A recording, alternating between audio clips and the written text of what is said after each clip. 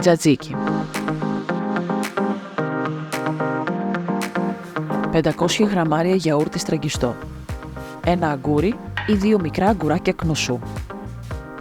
2 κουταλιές της σούπας άνηθος ψιλοκομμένος. Λίγα φύλλα φρέσκου δυόσμου ψιλοκομμένα. Πολτοποιημένο σκόρδο. 4 κουταλιές της σούπας ελαιόλαδο. 2 κουτάλια της σούπας ξύδι από λευκό κρασί ή μιλόξιδο. Πιπέρι, αλάτι.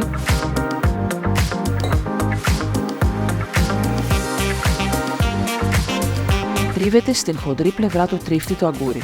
Αν θέλετε, μπορείτε να αφήσετε τη φλούδα. Δίνει χρώμα και πιο τραγανό αποτέλεσμα. Αν θέλετε να βλέπετε περισσότερες συνταγές, κάντε εγγραφή στο κανάλι του Φοντουρίσμου. Γράψτε μας στα σχόλια τις εντυπώσεις ή τις συμβουλές σας. Αλατίζετε το τριμμένο αγκούρι.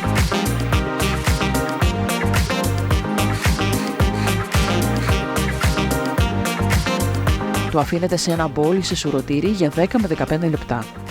Στη συνέχεια στίβετε καλά με τα χέρια σας το αγκούρι μέχρι να βγάλει σχεδόν όλο το νερό του.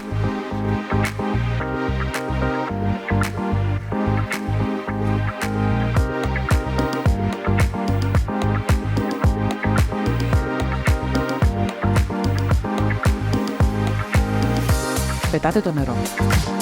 Βάζετε το αγκούρι σε ένα μπολ. Αδειάζετε το γιαούρτι.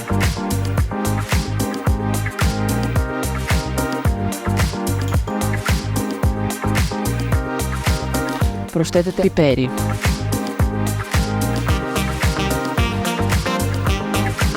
Προσθέτετε αλάτι.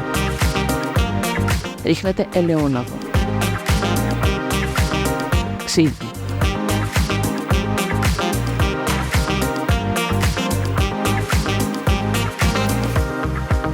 Ψιλοκόβετε τον άνηθο.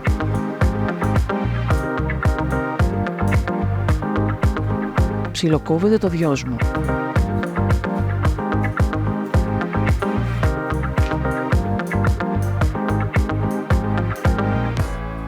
Ανακατεύετε καλά.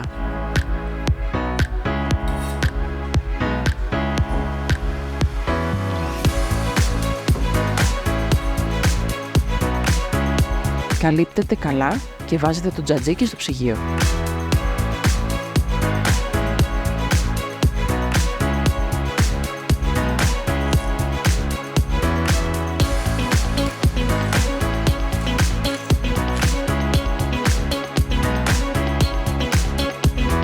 Αν σας άρεσε το βίντεο κάντε like και αν θέλετε να βλέπετε περισσότερες συνταγές κάντε εγγραφή στο κανάλι του Φοντουρίσμου.